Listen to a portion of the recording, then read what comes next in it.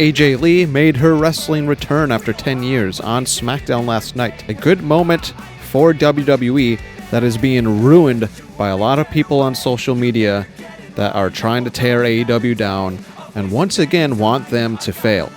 I'm going to cover that as well as some other wrestling news going on in both WWE and AEW here on Screw the Script.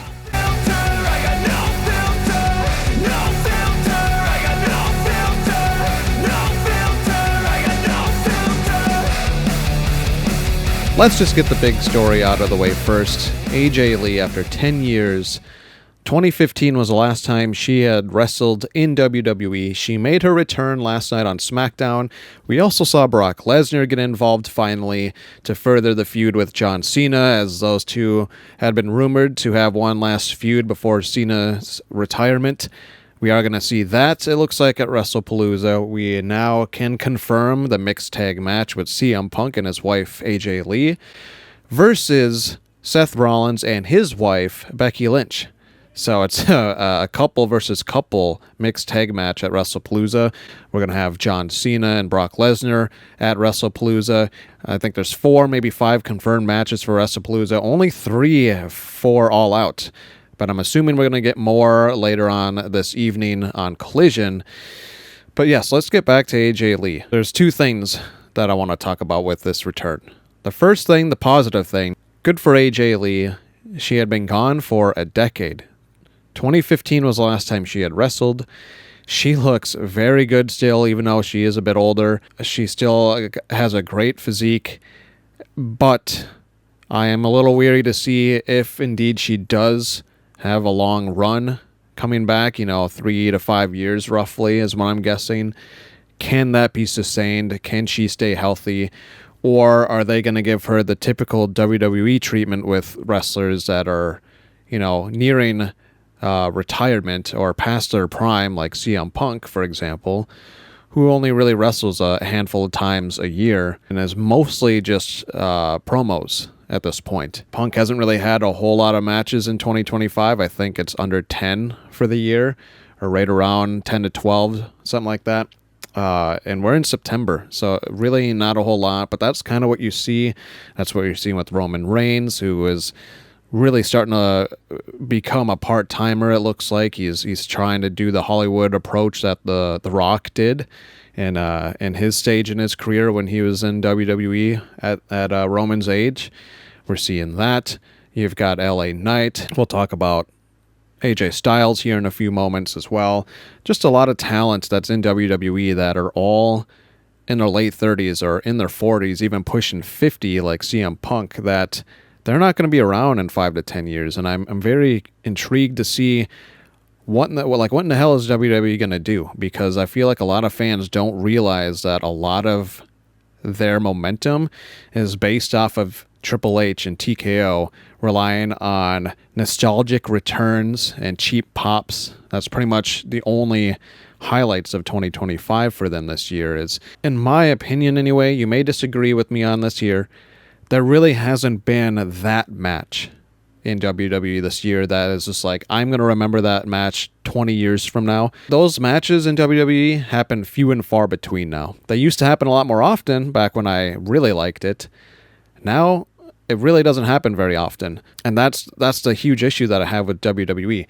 Yes, you can look at this on a fan base side and say, holy crap, she's back. A lot of fans love this moment. But outside of this moment and the mixed tag match that's going to happen later this month, where does she go going forward? Is the steam just going to die down? That is yet to be seen. And now the second thing about this topic that I wanted to talk about, the negative side of it. You see things up here. We have this person here. Says, shout out to Hangman Page, the Bucks, and Jack Perry. Thank you. We're already seeing people make this all about AEW and trying to attack them. That's not even the worst one. We have this one that's up there. JD from New York is an interesting figure. I'll just say that on YouTube as well. He shouted out, "Holy shit, it's real." I think that's just an attention-grabbing post. We all kind of saw this coming over the last week when it came to that. A very obvious plant, in my opinion, a very obvious plant when CM Punk looked at that fan with the sign all week long. People were trying to hide it, but they really don't have the surprise factor anymore in WWE. We all know she was going to return. Person down below says AEW is finished. AJ Lee is back. Again, very proud moment for her and CM Punk. But aside from that, I don't think she's that big of a needle mover per se to go out and just say that AEW is finished. That's completely ludicrous. And to kind of tie into this, now I have something on the screen for you that was posted by Bully Ray. Again, and it's really weird that this seems to be a common theme now by WWE and people that are associated with the promotion to come out with these posts on their socials and articles and whatnot to just really try and bash AEW before a big event happens for them or after a big return happens or a great, All In was still the best wrestling pay-per-view or big show, PLE, whatever you want to call them, of the year. Nothing is going to top that this year, and I'm going to stand by that. I don't think WrestlePalooza certainly isn't. All Out should have a good card, but I just don't see that happening even for AEW to top All In, because it was a near perfect pay-per-view. Bully Ray goes on to say, unfortunate, but AEW as a product is lost. I mean, I'm going to pause right there and say I respectfully disagree with you there, Bully Ray. They are not lost as a product. They were more lost as a product after CM Punk left a couple of years ago. I feel like this year of 2025, they've truly found themselves again. They are pushing talent within the company. They've made statements in the past that wrestlers that want to be there are still there, and they're not using AEW anymore as a crutch to get themselves to the top by jumping from WWE to AEW, and then if they don't get that, they go back. CM Punk, the issues with him. Aleister Black, who was Malachi Black, went back. Unfortunately, what seemed like happened with the Lucha Bros, I mean, call it what you want. Penta especially was pushed a lot better in AEW. He hasn't done shit in WWE. The grass isn't always greener, and so those kind of people that showed up in AEW but weren't genuine about wanting to stay with AEW, they have cut back on that. They're creating storylines that were great, like for All In, for example. Those storylines were phenomenal. They're going in the right direction, so I already disagree what he says, but then he goes on to say, there are certainly some bright spots, talent, but as a company lack definitive direction. Again, disagree. It is what it is, a company owned and operated by a fan with lots of money. TK, good guy, good heart, not a booker, and the boys know it. He is a good guy. He does have a good heart, and he's good at booking. I completely disagree with that as well. Again, if he was a bad booker, they wouldn't have had the best pro wrestling show of the year, of pay-per-view of the year in All In. It completely took a fat shit on everything that I've watched WWE put out this year. And that's just my opinion, and I know that's a shared opinion with a lot of people. And here's my favorite part. MJF went to defend this by saying, imagine if Anthony Bennett did a podcast criticizing the NBA and its players. And if you don't get this reference, I'll tell you in a moment after I finish reading. Imagine if John Gochnar did a podcast criticizing the MLB and its players. I can never remember how to pronounce that baseball player's last name, mainly because he was, in and out like that. Would you take their opinions into account? Wrestling fans, I urge you. I know it's hard for you. Stop being dumb. Thanks. Pretty much calling out guys like JD from New York, Bully Ray on social media. The reference, for those of you who don't know, Anthony Bennett was basically a bust in the NBA. Same with John and MLB, just really didn't have the career that was expected of him, or started off good, but it sizzled out pretty fast. And I think that's an indirect kind of sly shot at Bully Ray after this bullshit that he posted.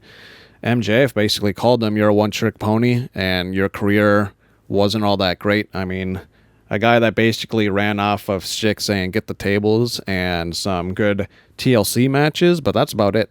I mean, Bully Ray, if he had had a singles career in WWE, would have definitely been lost in the shuffle. The only time he had a good singles career was when he was hanging by a thread in TNA, when TNA needed him more than he needed TNA. And let's not also forget the fact that at one point when Bully Ray was partially helping out with promoting and running ROH, it almost went into the dirt. Pretty ridiculous for Bully Ray to post something like this when he is pretty much everything that he accused Tony Khan for in said post. So I really don't agree with any of that.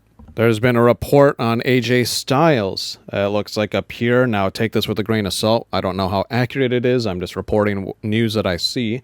His deal is reportedly up this upcoming February. It says sources close to Styles tell Fightful. That's where this information is coming from. If indeed Styles is done after the Royal Rumble, does he actually stay fully retired, or does he join a lot of his friends that are in AEW? I think he still can go in the ring. He is certainly an outlier. I've said plenty of times on this channel, and I'll say it again. The peak, like the prime years for men's wrestling is 30 to 40 years old. After that, once you hit your 40s, you kind of start to slow down and fall off. AJ Styles certainly has slowed down compared to his younger years in TNA, and even when he first debuted in WWE in 2016, I believe it was the face that ran the place on Smackdown Live, if you remember that.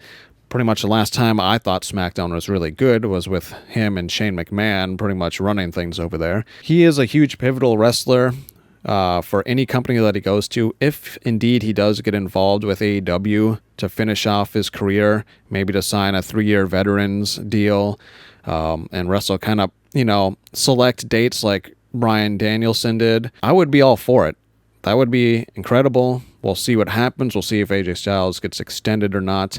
But as it stands, it looks like his contract ends this upcoming February. We saw MJF get married. There's a couple of photos up there, him and Taz's son Hook. And there's a bigger photo there of the guests that were invited. You see Hangman there. That's kind of interesting. So shout out to MJF and Alicia for your marriage. Congratulations.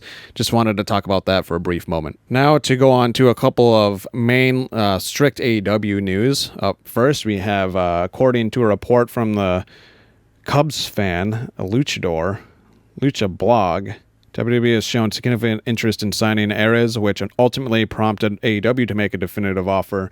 It is now rumored that he has signed with AEW, and he's going to be playing the clone gimmick for Hologram, his evil counterpart. So that is exciting news right there. And lastly, up there, we have some breaking news from Tony Khan's Twitter, or X, whatever you want to call it. Starting this Wednesday, he says, the American Dragon, Bryan Danielson, is joining AEW's commentary team full-time. I don't know if that means he's going to be replacing somebody, or if they're just going to have yet another commentator on the commentary team. I think there is a limit of 3. Anything more than 3 is, I think, a little bit too much. So, maybe somebody's getting replaced. I am not entirely sure what to think of this yet. I am excited for Bryan Danielson. His return and Adam Cole's return happened 4 years ago, I believe yesterday or 2 days ago. It was incredible. Now to have him on commentary would be really, really cool for AEW going forward. That's all I had on this episode of Screw the Script. You let me know down below what you think about all of this news that I was talking about, the AJ Lee stuff. Again, congratulations to her on her return, but I am sick and tired of seeing people, every time something big happens in WWE, they're saying, okay, AEW's dead, they're finished. And it's been going on for 6 fucking years. And guess what, guys? They're not finished. They're not going anywhere. They have a new HBO Max deal for their pay-per-views. I am looking forward for AEW's All Out. And I will be watching WrestlePalooza as well. As always, this has been Maverick with Screw the Script. Thanks for watching.